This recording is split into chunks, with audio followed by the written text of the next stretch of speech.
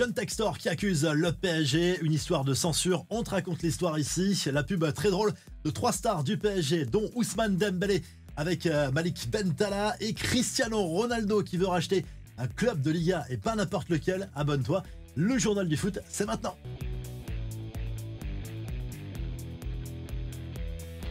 C'est parti pour les quarts de finale aller de la Ligue des Champions avec 2 premières énormes affiches ce mardi soir, 21h. D'abord le Bayern Munich qui accueille l'Inter Milan. Les deux équipes sont en tête de leur championnat respectif en Allemagne comme en Italie et veulent aller au bout dans cette compétition. Même objectif forcément pour le Real Madrid et Arsenal qui s'affrontent également dans la soirée. La presse espagnole, dont Marca, est plutôt confiante pour les merengues qui débarquent à l'Emirates Stadium avec leur armada offensive, Kylian Mbappé en tête. Le quotidien espagnol y voit l'occasion de se venger de la saison 2006, seul précédent dans la compétition entre les deux clubs. À l'époque, les Gunners de Thierry Henry, futurs finalistes, avaient sorti les merengues en 8e de finale de cette C1.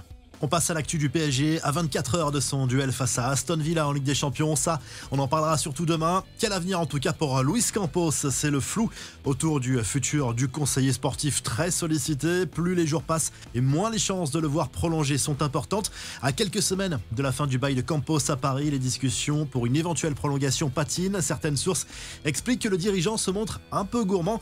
John Textor accuse le PSG de l'avoir fait censurer. Ça concerne cette fameuse pique à propos du mondial des clubs. Le boss de l'OL et de Botafogo avait taquiné les champions de France, futurs adversaires du club brésilien dans cette compétition, en qualifiant le PSG de petite équipe avec humour. Un clip vidéo rapidement supprimé sur les réseaux sociaux de DAZN. Et pour John Textor, la censure vient forcément du PSG, maqué selon lui avec la Ligue. Ronaldinho encense Ousmane Dembélé et le PSG, l'ancienne star du club parisien, reconnaît apprécier le style de jeu déroutant de l'international français. Il a un style un peu brésilien, il est déroutant, il provoque, il invente, il est souvent illisible, à la Chironi lors d'un entretien accordé à l'équipe dans lequel il se confie aussi sur son admiration pour Kylian Mbappé.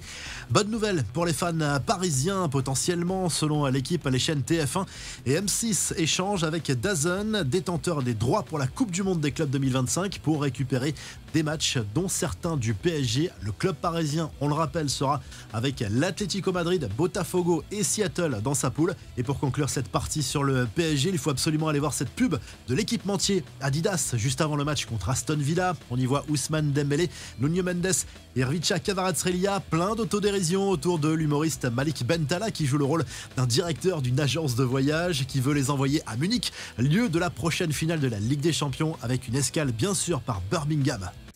Les confidences de Pablo Longoria qui a visiblement raté son dernier rendez-vous chez le coiffeur. Le président de l'OM a surtout pris la parole pour revenir sur les derniers jours mouvementés autour de Roberto De Zerbi et son groupe.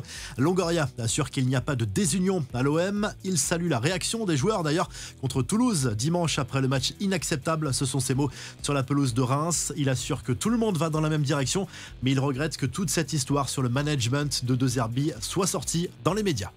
Les autres infos à retenir dans ce journal du foot: Cristiano Ronaldo rêve de racheter un club historique de Liga et pas n'importe lequel. Selon Marca, CR7 n'exclut pas de s'associer avec l'Arabie Saoudite pour prendre les commandes de Valence, qui a connu des déboires financières ces dernières années.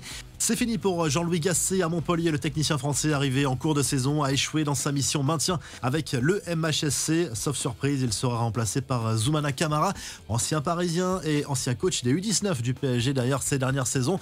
Allez, abonne-toi, on se quitte en vidéo et à très vite pour un nouveau journal du foot.